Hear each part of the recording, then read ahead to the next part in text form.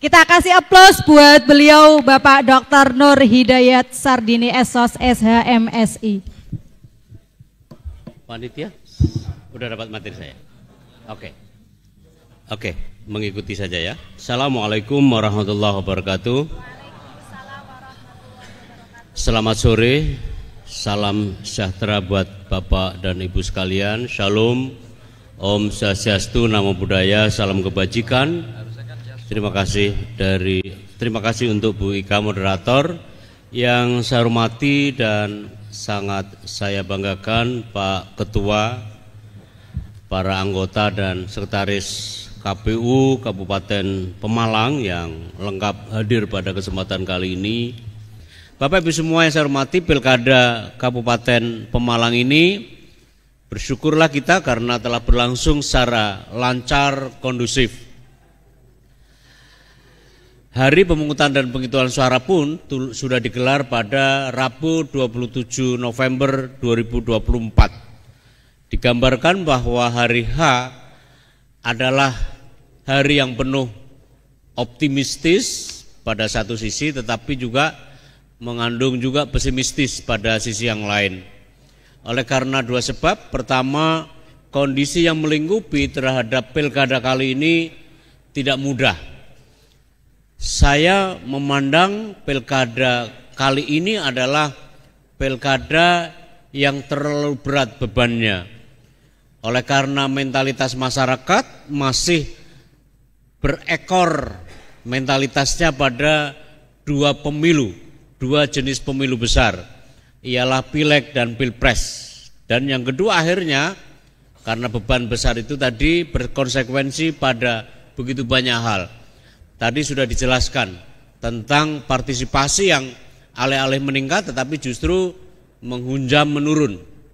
Pilkada Kabupaten Pemalang ini adalah nomor 2 yang paling rendah tingkat partisipasi masyarakatnya. Bahwa tampaknya harus ada perbaikan yang cukup signifikan. Saya ingin sampaikan pada 2 bulan yang lalu saya diundang oleh lembaga yang memang berurusan dengan perbaikan pengaturan undang-undang pemilu kita. Ada 2 yang paling saya ingat dari forum itu karena saya juga dimintai pendapat. Pertama-tama adalah soal pewaktuan. Memang dari 2 jenis pemilu besar yang digelar pada 2024 ialah Pileg dan Pilpres, ditambah dengan 1 jenis pemilu besar, pilkada, beban penyelenggaraannya bukan hanya beban penyelenggaranya saja, tapi beban penyelenggaranya terlalu berat. Satu yang paling diakui adalah orientasi orang masih pada pemilu Pilpres dan Pileg. Dia tidak ngeh untuk pilkada, karena pilkada itu di ujung dan Anda tahu beban itu sangat terasa bagi penyelenggara pemilu. Ada 3 bulan ketika Pileg Pilpres sedang berada pada posisi penyelesaian masalah, di saat bersamaan dia sudah daftar pemilih dan bahkan sebagian masuk ke pencalonan. Ada arsiran hampir 2,5 bulan sampai 3 bulan yang itu dikerjakan secara ganda, yang tentu saja mengurangi kualitas. Hingga yang paling kentara adalah karena ini adalah gejala umum, itu terasa bahwa KPU itu terseok-seok untuk melakukan sosialisasi. Orang datang dan memilih yang disebut sebagai voters turnout itu tidak ditentukan oleh hanya KPU, tetapi ada faktor-faktor indigenous factor yang sangat sulit untuk dideteksi. Misalnya soal tadi, tidak bergairahnya pemilih untuk hadir dan memberikan suaranya dalam pemilu atau pilkada kali ini. Tetapi memang ada faktor lain juga karena penggeraknya, ya, self effortnya sudah dipotong. Bukankah Mendagri beberapa waktu sebelumnya pernah mengatakan karena mungkin catatan sidang PHPU di MK dalam pileg yang sangat kritis ya terhadap kemenangan Pak Wowo ini, lalu kemudian mengkritik bagaimana bansos 400 triliun itu digelontorkan dalam pileg dan pilpres, menjelang pileg dan pilpres, dan diakui di situ ada pengaruhnya, yang pengaruhnya tadi sangat mengancam terhadap integritas pemilu, yang juga kita sadari itu sangat terasa.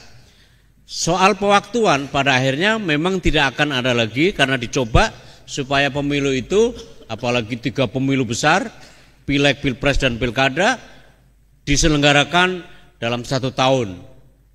Apalagi penganggarannya sangat terasa, terlebih untuk daerah-daerah yang miskin, kecuali hanya bantuan dari pemerintah saja. Yang kedua, ini yang dan pewaktuan tadi akan dirancang hanya menjadi 2,5 tahun. 2,5 tahun. 2,5 tahun pertama, dan yang kedua apakah paduan antara pileg ya, antara pemilu level nasional. Pemilu level nasional adalah pemilu untuk memilih penyelenggara negara yang duduk dalam jabatan-jabatan di level pusat. Seperti apakah DPR RI, kemudian presiden dan wakil presiden, DPD RI, ya, dan itu yang akan disatukan. Atau 2,5 tahun berikutnya adalah pemilu untuk daerah lokal, local election atau sub-regional election. Nah, itu belum ada kesepakatan. Atau pilihan kedua adalah pemilu level legislatif versus pemilu eksekutif. Pemilu eksekutif itu adalah pilpres, pilgub, pilbub atau pilkot. Ya. Sementara pemilu legislatif itu DPR RI, DPD RI, DPRD provinsi dan kabupaten kota. Nah, itu masih belum diputuskan, dan tampaknya karena pemerintah dan DPR menyepakati dalam prolegnas akan mengagendakan dalam waktu yang tidak terlalu lama, mudah-mudahan setelah pergantian beberapa hal dalam sistem politik kita, maka baru akan dibicarakan di DPR RI oleh pembentuk undang-undang. Pembentuk undang-undang adalah pemerintah dan DPR RI.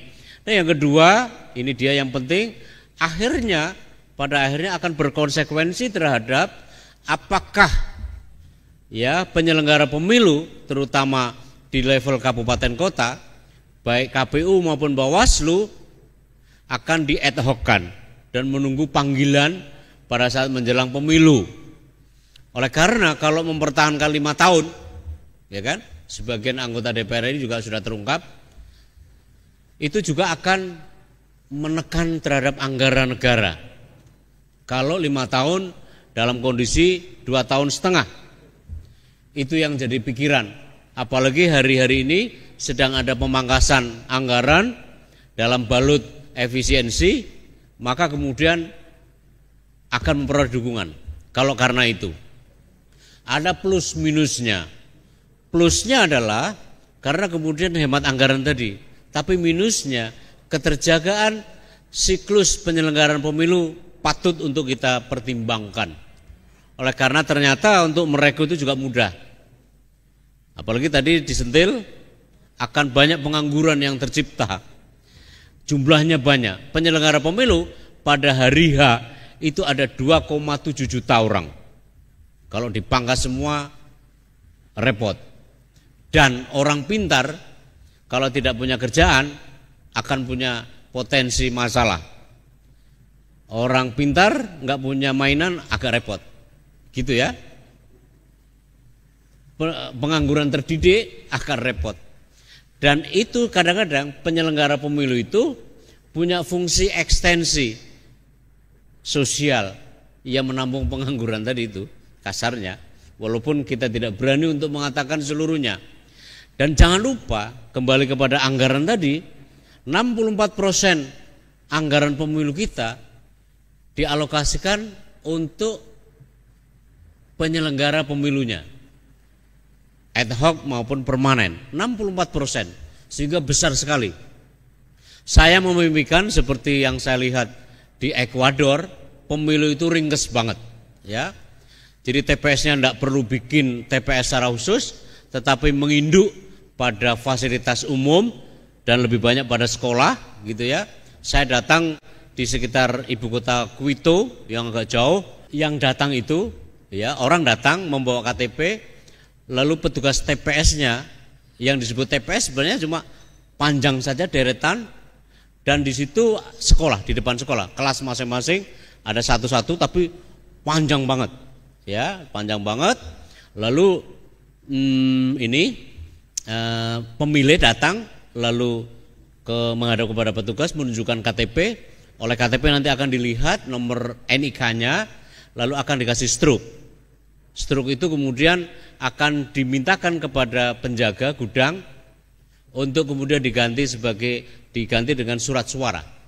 Surat suaranya agak lebar, seukuran 2 kali lipat, untuk memilih presiden wakil presiden, untuk memilih di sana ada local representation, jadi orang indigenous peoples, kayak orang asli Papua begitu, karena di sana kan ada pendatang dan ada keturunan Spanyol.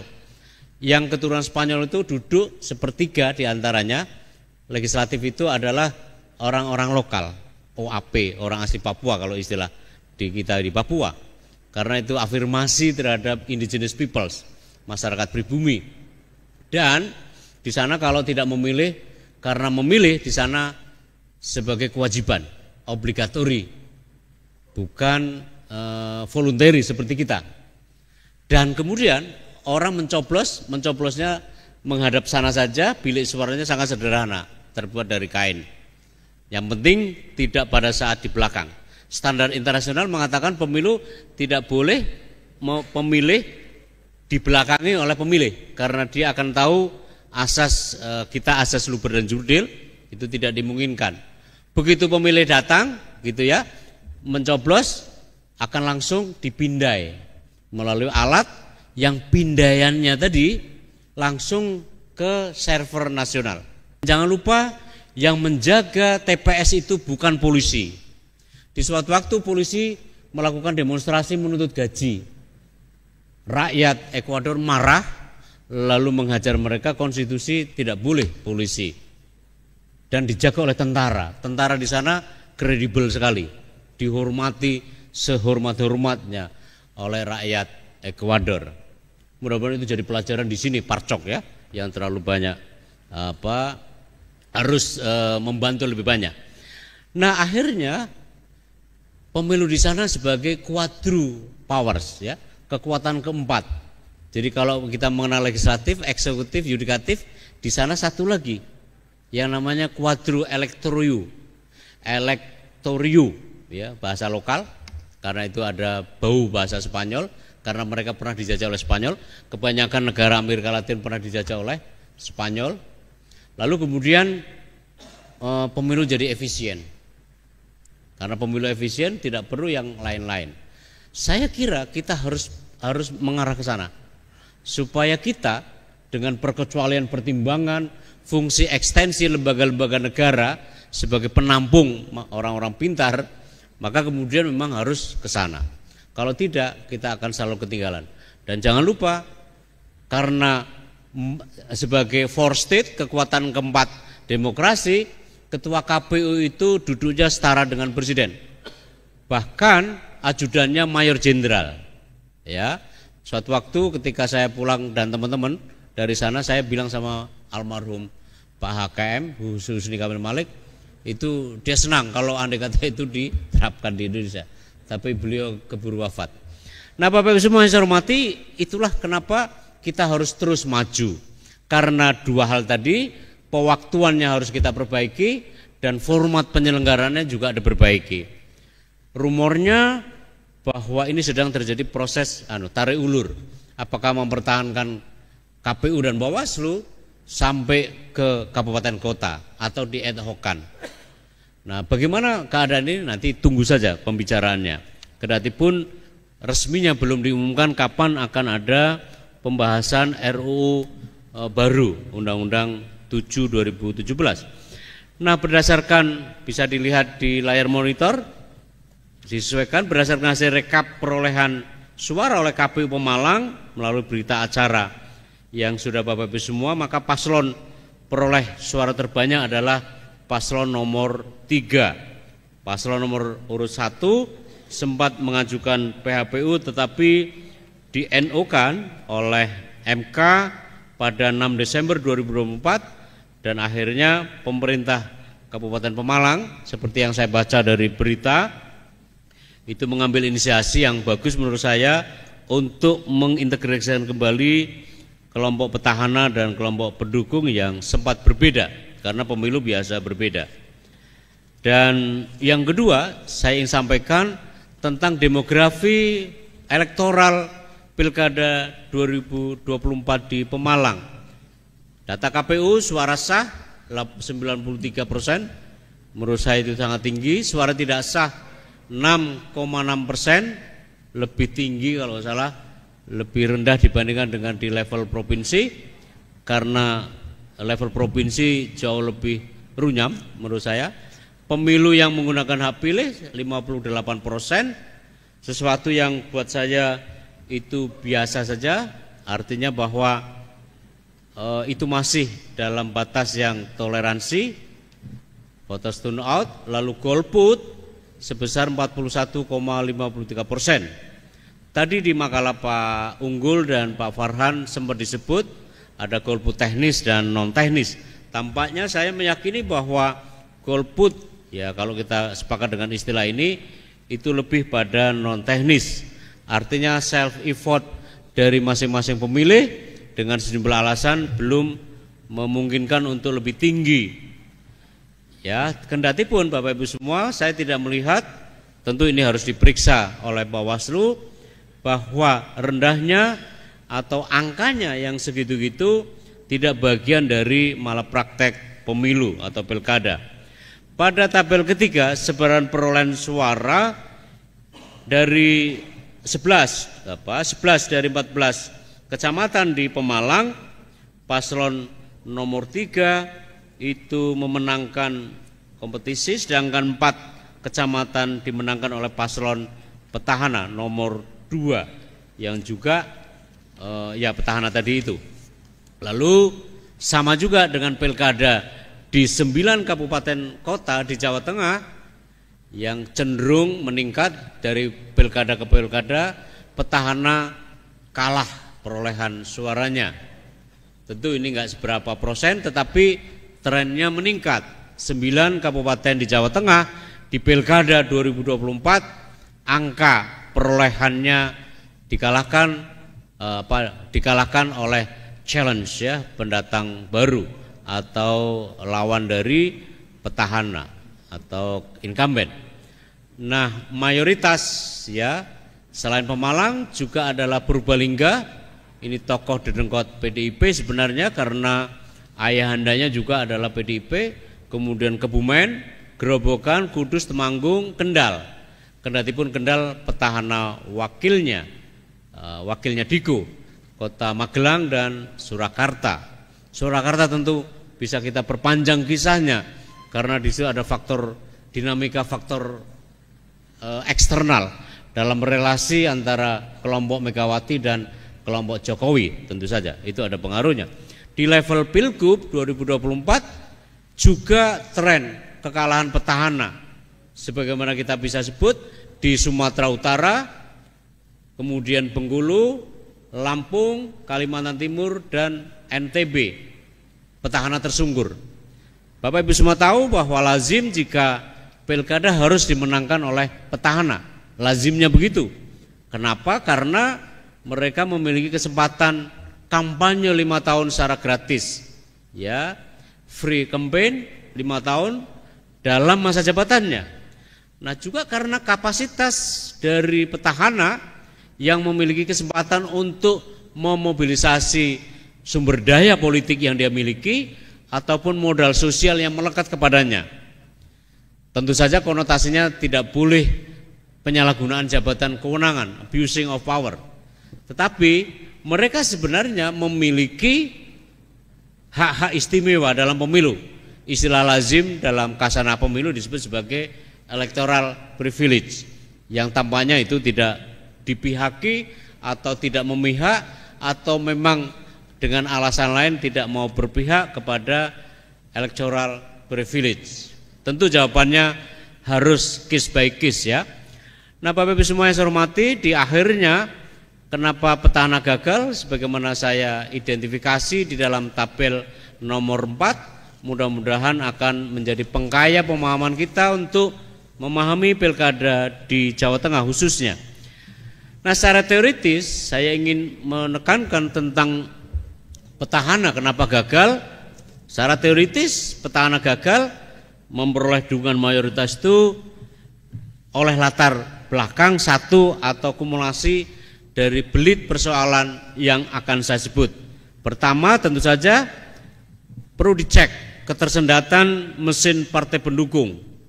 Apakah partai pendukung ini kurang kerja keras, kurang minyak, ya, kurang bensin dan segala macam.